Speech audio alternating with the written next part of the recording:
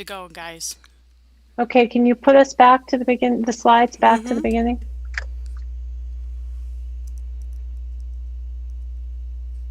Great, thank you. Welcome everyone. I apologize for the technical difficulties. We think we have them squared away. So rather than beginning with introductions all over again, I'm just going to proceed. So Terry, if you could just take us through to the next slide. Here are the board members who are elected to MSAD 11. And I will just continue on. Terry, if you could take me to the next then. All right, so I want to kick off this presentation by celebrating and recognizing a couple individuals. First, I would like to recognize Barbara Asbury. Barbara was a West Gardner driver, school bus driver for 50 years, and she just retired this past year. And I just want to thank her for all of her service to the many, many students and families that she has served over the last 50 years. She's been remarkable. We're going to miss her. And she has promised that maybe she will sub a little bit in the future. So maybe you'll still see her face around from time to time. So Barbara, congratulations on your retirement. I hope you have a great time out on that bike of yours. Then next we have Rayanne DeSoto. We're so proud of Rayanne and wish to congratulate her for being the 2021 Kennebec County Teacher of the Year. Rayanne is most deserving of this recognition. She is a high school teacher, teaches gifted and talented.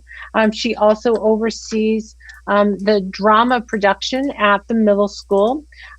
Thanks to Rayanne, we have the Tiger Food Pantry at the high school. That was something that Rayanne came up with, and she has just continued to oversee it and has expanded to what it is today. It's just remarkable. She's also teacher advisor for the Interact Club, which is a service club connected to the Rotary. So not only does Rayanne really service and support all of our students in the district, she also is committed to supporting families in our community. So way to go, Rayanne. You're most deserving. Thank you for all you do. And good luck moving forward. If you see Rayanne out on the street, please congratulate her. All right, moving us along, then I'm going to turn this over to Angela Hardy, the Director of Curriculum and Instruction, who is also going to highlight some of our accomplishments and successes throughout the course of the year. Angela? Thanks, Pat. Hi, as you know, this year has been like no other. After the initial remote learning phase last spring, our staff pivoted and promptly prioritized safety, wellness, and learning.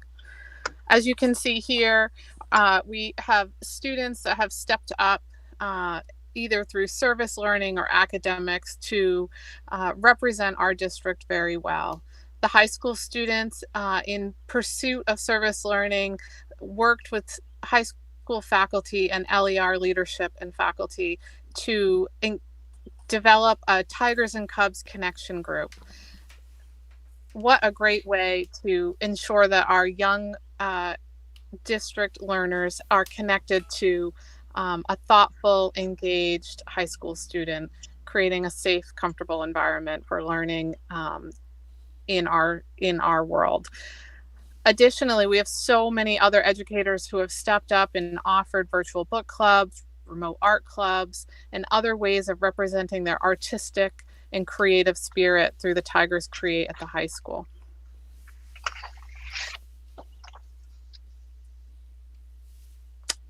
Next, thank you. Staff have learned to navigate spaces without proximity, be heard teaching sound and letter identification with mask coverings, and have tapped into every ounce of creative spirit to help our learners continue to be curious, persevere, and create. This has happened, as you can see here, indoors, outdoors, at desks, and across screens. The first year of teaching is one of the most memorable years of one's career, and I can honestly say that this year felt like the first year for everyone. Every single person made it through the year and are coming to the end of this year with a remarkable sense of classroom and community engagement, evidence through these slides.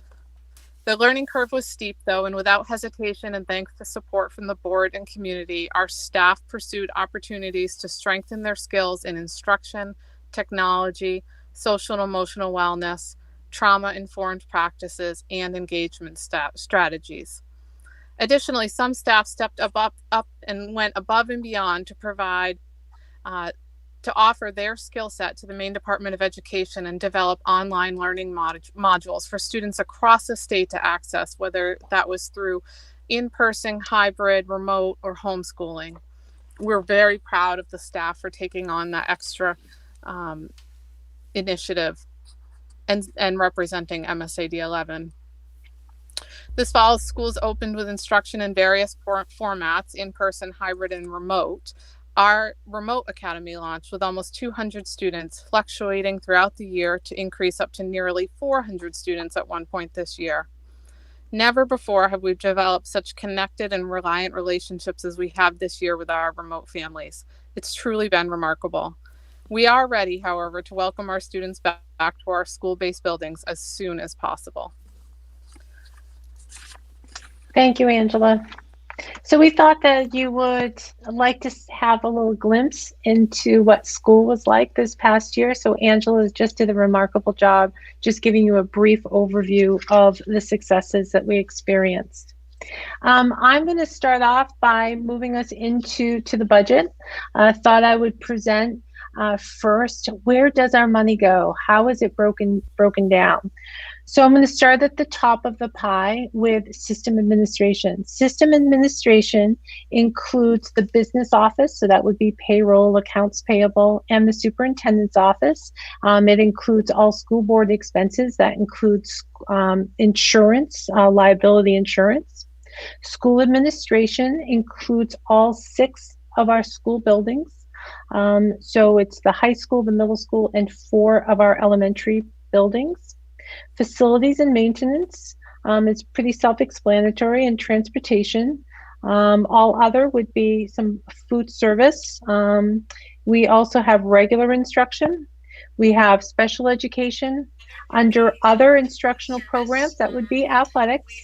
And under student and staff support, that's where we include guidance, health services, curriculum, library, professional development, instructional technology, student assessment. Overall, 71.87% of our budget is directed at student and instruction. 80%, or roughly 80%, of our budget goes directly to fixed salaries and benefits. And keeping in mind, many of our staff members are residents of MSAD 11, meaning that those dollars go back into our local economy. If we were to remove, one second before we go to the next slide, if we were to remove salaries from our pie, if we looked at special education, for example, if we removed the salaries, the increase or the total budget for special ed would only be at 2.79%. We, due to some state and federal mandates with caseloads and point of contact, the staffing levels that we have really drive that expense. All right, next slide. So this slide has some old data only because the Department of Education doesn't provide this data anymore, but I believe that it's still really relevant. And this information that I'm going to share, it's been consistent over the course of a number of years. And what you can see is that historically, as a district, we have averaged roughly around $2,000 less per student that we spend than the state average. And then if you look around our area, around the Kennebec County, we also spend roughly about $1,000 per pupil less than many of the other area schools. Augusta is about on par with us. Some years they spend a little bit more, sometimes they spend a little bit less. Fortunately, they were able to consolidate some of their facilities, which helped them to reduce their budget.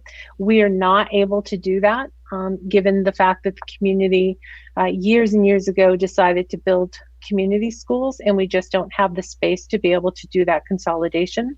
Historically, MSAD11 has ranked in the bottom 10 to 15% in the amount it spends per pupil. If you look at the 2018-2019 data, knowing that we have historically roughly 2,000 students, spending $2,000 per pupil less than the state average is the equivalent of spending $2 million under what other school districts spend. So just thought that that was helpful information. Looking at student data, we always look at student data here. We use this information as the foundation to build our budget. And if you look at 2019 September, we started with a little over 2,000 students. This year, due to the pandemic, we started with 73 fewer students. Most of them were homeschoolers. But of the students that were here, 284 were virtual learners. In March, when we closed down in 2020, due to the pandemic, we had 1,980 students. This April, we had just 55 fewer students, and we were up to 393 virtual learners. As Angela said, at one point in the middle of the winter, we exceeded 400 virtual learners. Now, even though there's been a decline, that decline in our enrollment has been primarily at the elementary and middle school level. Our high school population has actually increased. We're seeing an increase in the number of students that want to attend from neighboring schools, and our high school population this year is actually up by 28 students. All right, I am going to now turn, well, no, I'm going to do one more, I guess. One more piece of historical data. When I arrived back in September of 2010, the district had 444 employees. As of September 2020, the district's full-time employees were 370. This does not include temporary employees like coaches or substitutes. But what this demonstrates, I hope, is that we are responsive to the needs of the school district. And when we see changes that are necessary, or we see a decline in student enrollment, we make the necessary reductions. We don't just continue to hold on to those positions. We certainly respond. And you can see that over the course of the 10 years, we've actually reduced the number of employees by just about 74 employees. All right, now I'm going to turn it over to Andrea Dish, who is the director of, well, business manager. Okay, director of finance, business manager, and she is going to walk us through the actual elements of the budget. Andrea? Thanks, Pat. So the proposed 2021-22 school year budget is an overall increase of 2.53%. The budget itself is $26,824,000, an overall increase of $663,000. But while we're on this slide, I just want to mention a few things about this year's budget. This year, the district saw an increase of state subsidy of approximately $58,000. And I want to put that in perspective. This year also, our health insurance increased by 4%. And so that you have some idea of what this means. For every 1% of increase in our health insurance, it equals approximately $32,000. And that's for all of our employees. So with a 4% overall increase in health insurance, that by far took up all of the additional that we received from the state in subsidy this year. And just as a reminder, as far as where the district or how the district receives its money, most of the money that we received, most of the funding that we received is from the state. approximately 55% of the monies that we receive are from the state. The other monies that we received in large part are for communities. Gardner contributes 14.69%. Pittston contributes 8.68%. Randolph contributes 3.77%. West Gardner 12.42%. We use carry forward funds approximately 5% of our budget, and then we have miscellaneous revenues. So when I say that we received only $58,000 in additional state subsidy, and that our state subsidy accounts for the largest share of our revenue, I hope that it gives you an idea of where we are this year. Next slide, Terry, please. So our 10-year budget funding history, if you go on the district's website, you will find, I believe it's a 20 or 25-year history. We provided a slightly modified version in our budget newsletter, but over the past 10 years, the budget has increased on average 2.36%. The local allocation over the same 10 years has increased on average 2.81%. And the local assessment history for the 4 towns have increased by average as follows. So Gardner 1.81%, Randolph 1.98%, Pittston 3.42%, and West Gardner 4.35%. Changes to the proposed budget. As Pat said, 80% of our budget is salaries and benefits. The new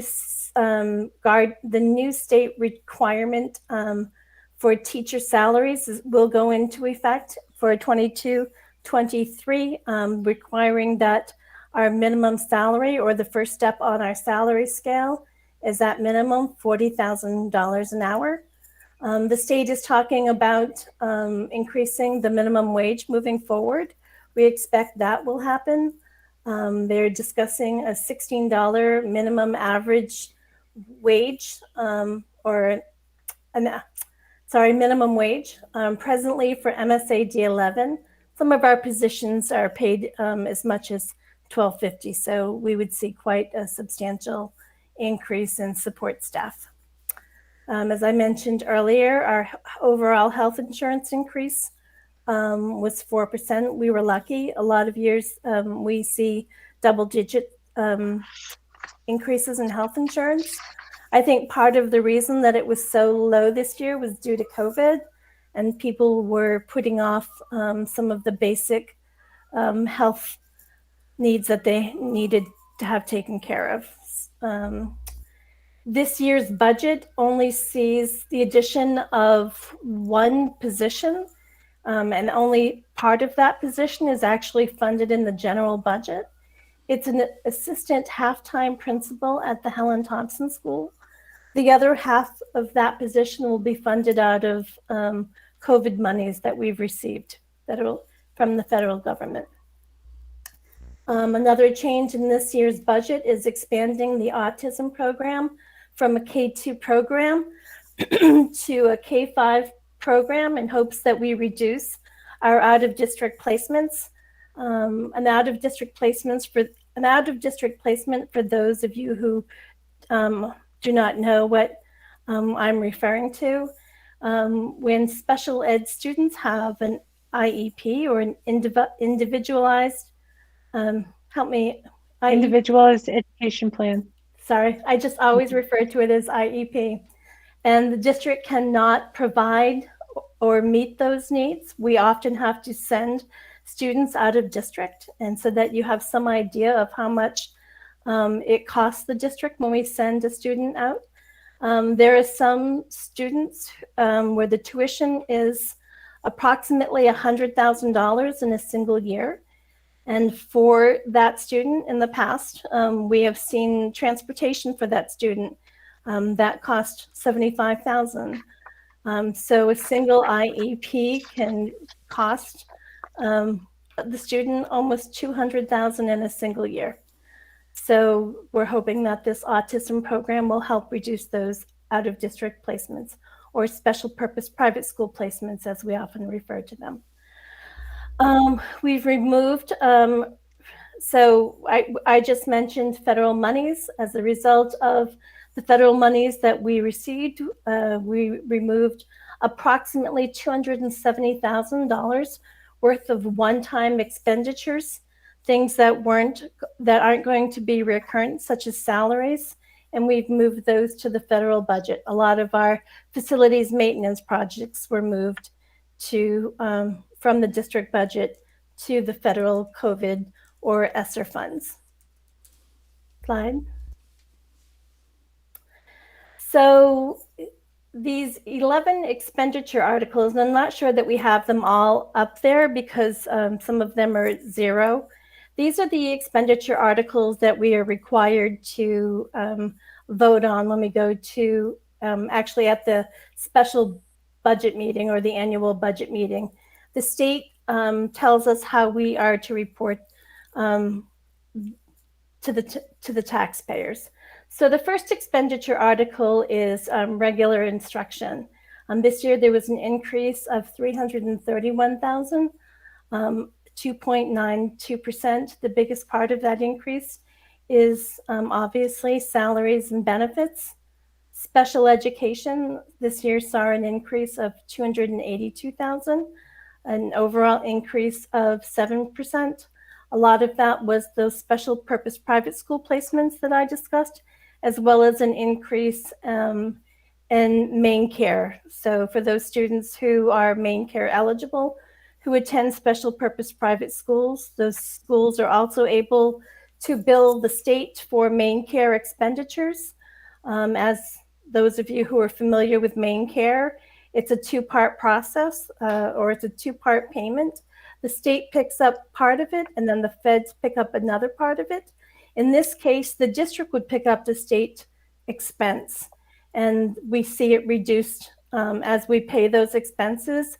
The state will reduce our subsidy. So we see an increase in main care. The reason that we see the increase is that we try to budget those expenditures to anticipate what the state is going to reduce for our subsidy. Other instruction, there was a decrease of almost $14,000 or 1.83%. Those were other instruction is extracurricular and co-curricular athletics. And we budgeted quite a few one-time expenditures for equipment for the new turf field. So we were able to take that out of this year's budget. Student and staff support, a decrease of approximately $128,000. Part of that was a shift of one-to-one devices from technology to regular instruction. The other part of that was moving of curriculum programs from the regular budget to the federal budget. System administration there was an increase of approximately $25,000. $10,000 was a new program that we purchased for payroll. An increase of 3.43 overall. School administration, an increase of $79,000. Again, salaries and benefits, as well as that part-time addition of that assistant principal that we're adding, an increase of 5.24%. Transportation saw an increase of $62,000, almost $63,000, or 3.52%. The bulk of that is our annual lease on our buses. We don't own our buses. We lease them and we pay by the mile. The great thing about leasing our buses is that our buses are in excellent condition. In addition, we don't have to have a garage or a mechanic, nor do we need to stock a warehouse with tires and the things that we would need to take care of our buses. Facilities maintenance, an increase of $22,000. Most of that is salaries and benefits. Most of our larger facilities projects were moved to the federal grants. All other is all of the other, or it's basically, community. So we budget a small amount of money for when there are community expenses in our schools. It's also the increase for our food service. So that is what comprises the all other. So that is the total of 663,000, or an overall increase of 2.53%. The impact to our taxpayers. So based on the budget that we are currently proposing, there's the impact to the locals is as follows. Gardner, an increase of 0.62 per thousand. So if you have a home that's valued at $100,000 by the city of Gardner, you can expect your taxes will increase $62. Pittston, it's 0.83 per thousand or per mil. Randolph, 0.66 per thousand, and West Gardner is 0.57 per thousand or per mil. So not soon after we had settled our budget, the governor and the legislature came through with a proposal to fund 55% of funding to schools, or to increase school funding to 55%. Such an increase, if passed by the legislature, would mean that the district would see an additional $608,000 in potential revenue, and that has not been passed yet. We're waiting for it to be passed. But at our most recent finance committee, the finance committee discussed providing additional taxpayer relief to the 4 communities. Their wishes were to appropriate or to reduce the assessment to the 4 towns by $358,000, and to move the remaining $250,000 into a capital reserve account for additional or future expenditures. We talk about capital reserve accounts. So the money in the capital reserve account is in there for a specific purpose. It needs to be pushed into that capital reserve account by the taxpayers, and it needs to be approved or spent by the taxpayers, so that there would be a vote. So with that additional $358,000 in relief to the taxpayers, the impact would be as follows. Instead of the figure as I mentioned on the previous slide, the residents of Gardner would pay $24 per 100,000 of valuation. Pittston, 0.44 per thousand. Randolph, 0.31 per thousand, or $31 per 100,000. West Gardner, 0.22 per thousand, or $22 per 100,000 of valuation. Thank you, Andrea. So throughout this, Andrea has mentioned that some of our expenses have been shifted over to federal dollars. I thought I would spend a little bit of time just kind of walking through the federal money that we've received as a result of COVID relief, and the additional money that we're expected to receive, how we anticipate spending that money.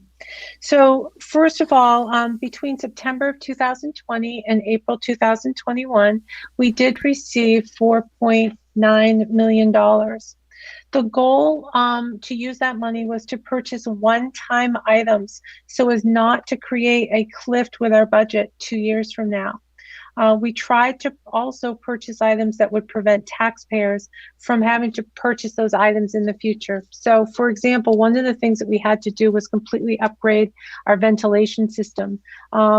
And we put in something called O2 Prime. It's an air purification technology to safely clean the air inside the buildings. We needed to upgrade the ventilation system, so we used the federal dollars so that it wouldn't have to be added to a budget in the future.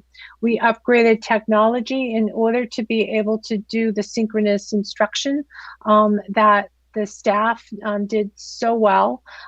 We needed to invest money on the infrastructure within our building, but we also needed to purchase some technology, such as laptops, new projectors, document cameras, things like that. We also purchased modular units at Helen Thompson and at the Pittston Randolph School. Those will be arriving this summer. We have 4 classrooms coming to Helen Thompson and 2 additional classrooms at the Pittston Randolph. The reason for doing that is that we need to lower class sizes as a result of the pandemic, and in order to do that, additional space is needed.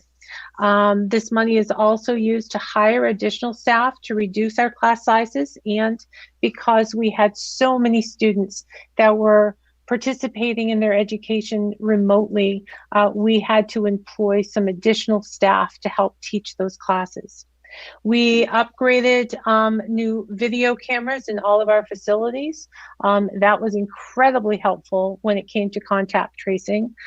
We had to rent and purchase some storage units. We upgraded our phone system. Our phone system was so obsolete that we were not able to use the phone system to allow folks to work from home. So now with the new phone system, if I'm working at home, I can still receive phone calls, and that was put into place throughout the entire district. So that was a huge plus that the district would have had to cover down the road if we weren't able to use these federal dollars. We do have new signage going in outside of the middle school and the high school. We also bought furniture, PPE, touchless bathroom fixtures, and lots of professional development, water bottle fillers. So it was actually quite extensive in how we spent that money. The modular units alone, because of the increase in construction, something that would have cost us $350,000 a couple of years ago is going to cost us well over $750,000 this year. So the modular units alone was over $1 million. The technology upgrade, that was over $1 million. The ventilation system was close to $800,000. The hiring of staff and having all of those people that we absolutely needed, that was over $800,000. The cameras, the phone upgrades, all of that was over $500,000. So the money, while $4.9 million is a lot of money, with all of the needs that we had, that money went pretty quickly. We are also looking to the future. We are also expecting some additional funds. Terry, if you could move us along. We're expecting some additional funds of $3.6 million, and this money is not yet available, so we have not submitted an application, so there's nothing finalized in regards to this yet. But we are looking at hiring 9 additional classroom teachers to reduce class sizes. We want to hire a couple additional social workers, hire some additional instructional coaches, purchasing some new curriculum and instructional materials. We want to replace heat pumps at the Helen Thompson School. Again, those are items that we would have had to cover from the local budget, but as a result of this money, we'll be able to cover the cost of that versus passing it on to taxpayers. Also, we're looking at expanding our high school credit recovery, our extended school year program, which is for our special needs students in specialized programs. We are looking at having a summer program as well on a limited basis. I already talked about the fact that we're purchasing modular units. Well, those modular units require technology and equipment, so there's money set aside for that. Other things that we're thinking about has to do potentially with the construction of outdoor classroom space, maybe hiring someone to help us oversee this. Our business office is already shorthanded. We run our business office with only 3 staff members. and asking them to oversee these federal programs is consuming a lot of their time and preventing them from being able to do their other parts of their job. The same with Gabe Dosty, who's our director of operations and maintenance. This is consuming a lot of his time. So we may be able to hire a project manager to help us oversee all of these projects. And finally, I have down here that we're looking at Wi-Fi and internet to Hopefield. We're currently trying to have as many classrooms and classes outside as much as possible. And we don't have internet down there, which makes it extremely difficult for our PE teachers who are trying to run a program, a heart monitor program that requires internet access. So we are looking at trying to get Wi-Fi and internet down there for that purpose. So that's a big picture on how we're thinking that we're going to spend that money. But as I said, the applications are not yet available. So we won't know until the application is available, we submit it, and we receive actual approval from the Maine Department of Education.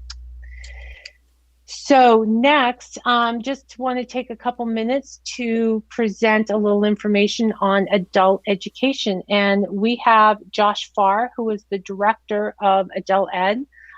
Josh, would you like to just present a little information about your budget? Absolutely. Thanks, Pat. So this year, we have about 60 learners through all of our programs. Primarily, those are sitting in high set. So we're up a little bit this year, but we right now have 29 students who are pursuing their high set. And over May, we've had at least 1 or 2 people coming in still at this point. So we're quite busy, and usually, you wind down for the summer. Sorry, that's my dog. You wind down for the summer. We're not winding down. We're getting more students. And I think one of the highlights was we've graduated 33 CNAs over the last year. We ran that program and did the testing with them with Maine General, and 100% of the students who sat for the exam passed. So that was pretty exciting. On the budget end, we have an increase to our budget this year that really is to accommodate a 1-year math teacher. We need someone to help us with math. We have a lot of students. That's one of the areas that I think as we've gotten more students, we're realizing we need to focus more on. This is a one-time deal, as I've worked out with Andrea when we talked about the budget. We are, in order to cover the expense of that position, we are using carryover funds or carry forward funds. I'm not sure which one's the correct one, but we're using funds that we have earned over the last several years through enrichment to cover that cost. And we've estimated about $15,000 for it. So we've covered all of it, adding that in. You can see the town costs for what it costs for adult ed for each account. And I think that's about it. Sorry. So yes, what I was trying to project here is just the share to the town, whether it's increasing or decreasing this year. That's all. That's what it represents.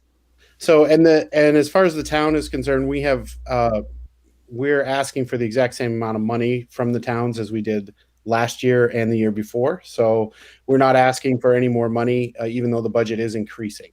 So I think that was the point of the carry forward funds, is we can do that without having to ask for more money.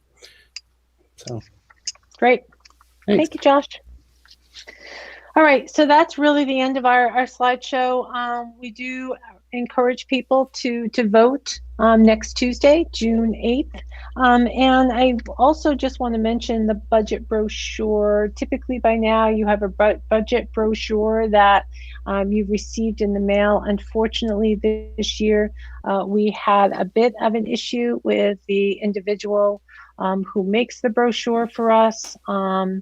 Sending a couple copies to the printer. The printer grabbed the wrong version And so the brochures that were actually printed and almost put in the mail it was incorrect. There was incorrect information. The numbers were wrong. So we had to, at the last moment, pull them from the post office so they wouldn't go into the hand of the taxpayers. We've tried to distribute our brochure electronically, and we have made up through a different vendor about 1,000 copies that just arrived in our office today, and we will work really hard to get those out into various businesses around our communities tomorrow so that people have a chance to review them in advance of the referendum next Tuesday. So with that, I will turn it over now to Greg M. Again, Greg M is the Drummond and Whitson school attorney, and he is going to help facilitate any questions that members of the community may have. Thank you, Pat. So my name is Greg, and this is a public hearing. So this is the start of the opportunity for the public to provide comment and ask questions. And I'm here to facilitate that. And I'm actually a little housekeeping question. I'm not sure, is the other Greg kind of filtering the who wants to participate? Is that what's going on? Okay, and then is it possible that I can share a screen? Yes. Is it, do I hit present now? Yes. I know, I'm sorry, I'm supposed to know this by now.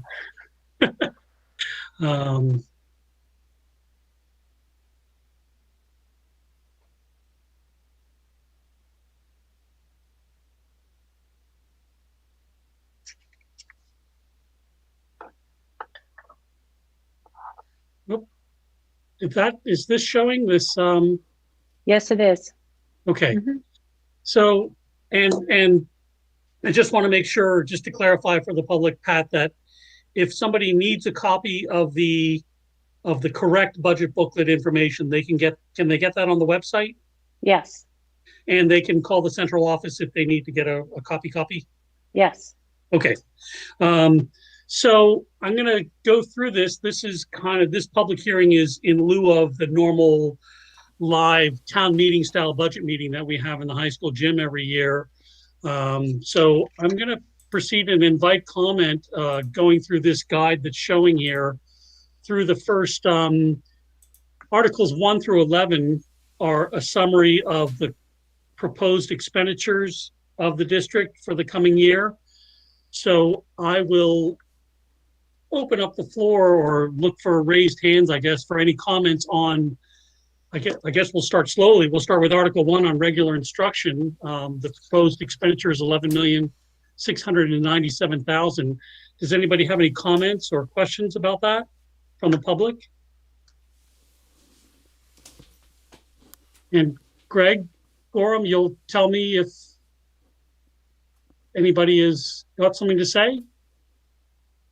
We only have a few public members here. They can speak up or use the chat box. Okay, Greg, how many people are we, what's our audience? 1 second. Approximately. It's only a few, 3 or 4. Okay. All right. So then I'll just invite comment on any of the articles 1 through 11 on the proposed expenditures. If anybody has any comments or questions, I'd invite them now. I'll give it a few seconds. And I'm going to move on to Article. Greg? Oh, yes. It's Becky. Greg, we had I had a message from Sarah Hasty, who's actually me, and she had a question on Article 1, system administration, but that's not Article 1. I'm sorry, that's Article 6. That was just question number 1 for her. I apologize. Go ahead. Sorry.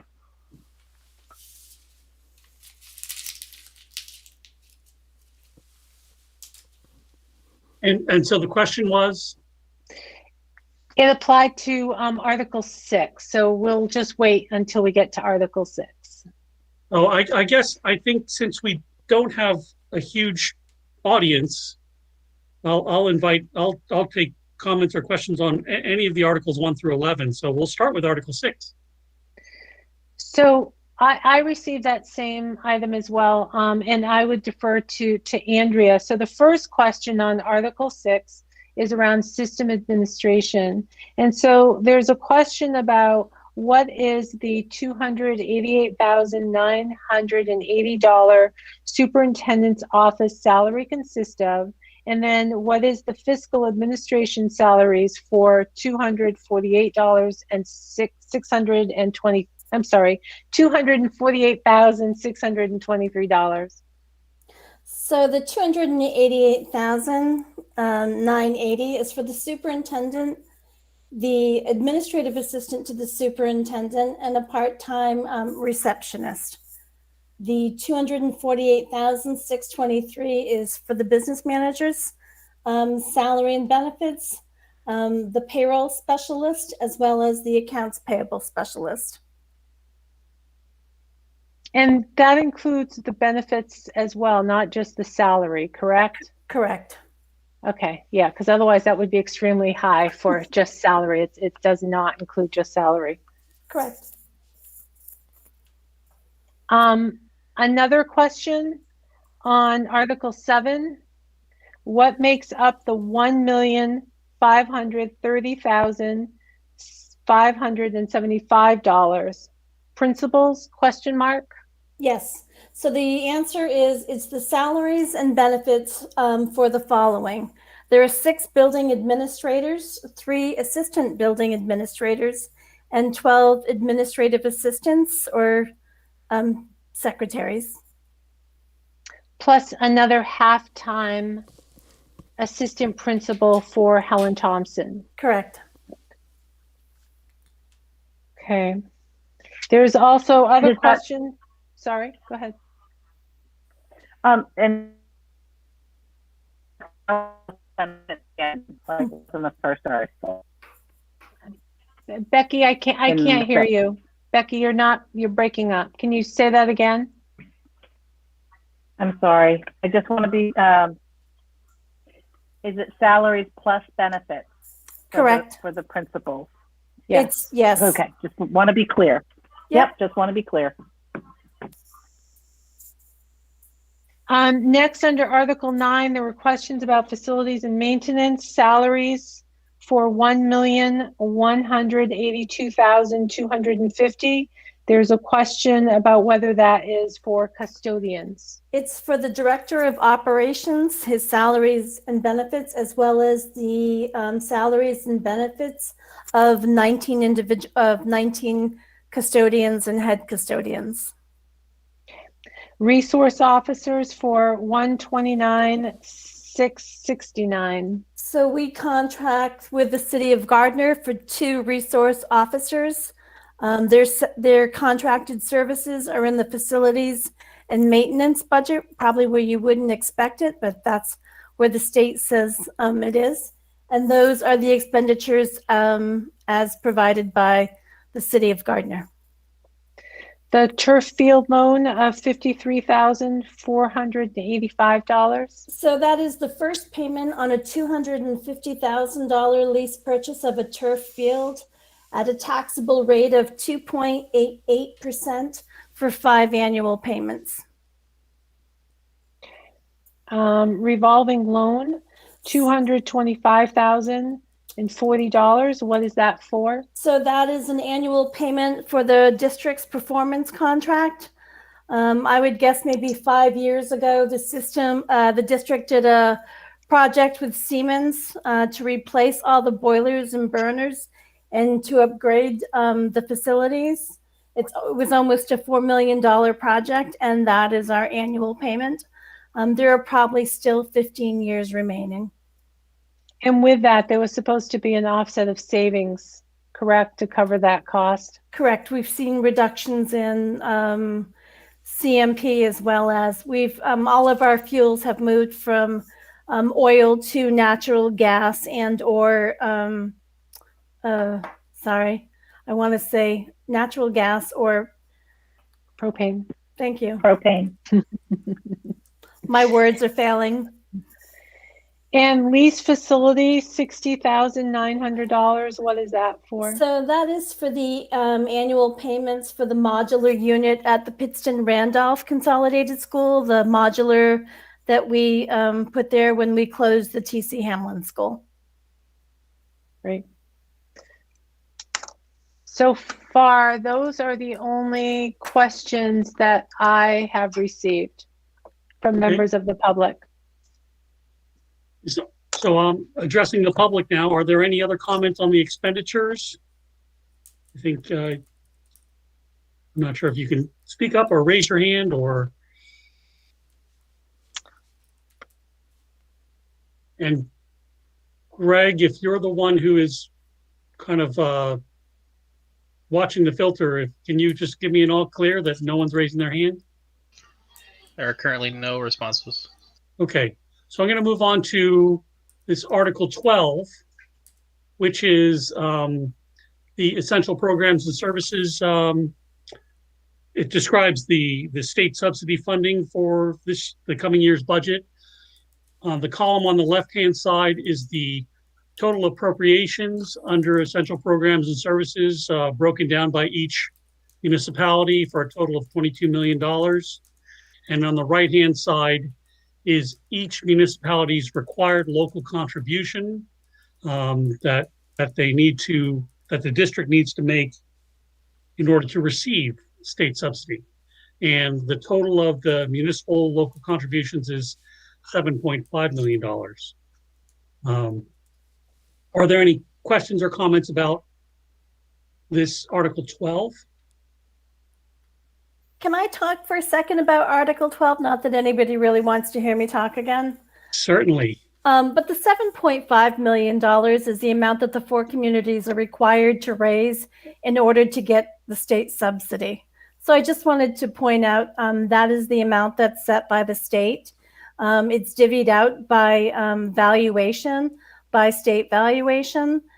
And that's all I have to add about that particular subject. Okay.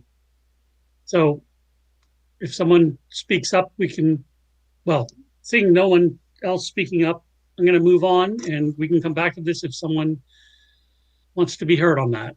Article 13 is another revenue article. And this is in addition to the required local contribution in Article 12. This is raising $3.1 million in additional local funds, which exceeds the state's essential programs and services funding model by $2.8 million. And are there any questions or comments about the additional local funds article? So again, I'd like to add, so the state calculates what our school district should be able to, the amount that we should be able to function. Unfortunately, is a lot of insufficient funding in the EPS model. And as Pat mentioned, some of the additional costs that we have are as a result of our 4 community schools. So in addition to the EPS model, this is what the district needs over and above to fund our budget.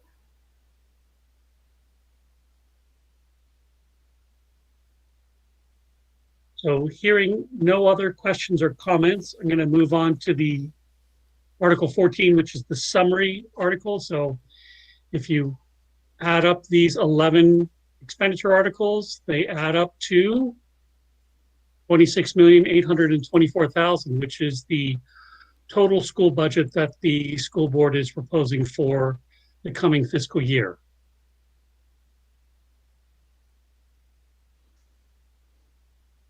And I will continue on, still allowing for comment if anybody wishes to comment.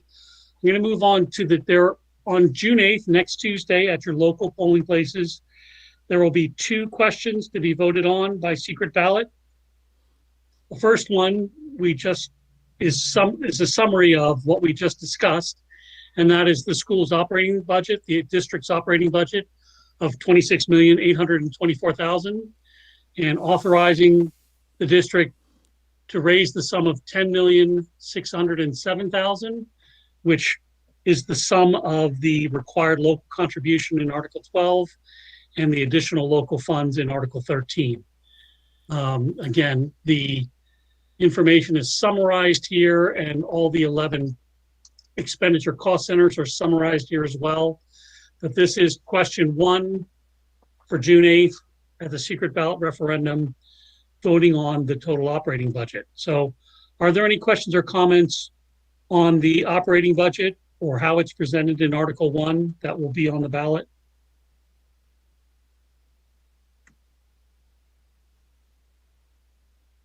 Taking an extra pause for technology.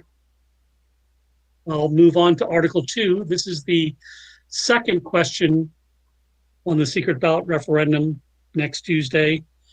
And this concerns adult ed, and it's asking whether the district can appropriate a total adult ed budget of $313,000 and to raise $105,450 as the local share to support the adult ed program. And there was a summary earlier about the adult ed program. So are there any questions about the total adult ed budget or the amount to be raised for the adult ed budget? And I hear nothing. So I'll just summarize. Is there any questions at all? Anybody wish to be heard on any of the items we covered this evening, the operating budget or the adult ed program?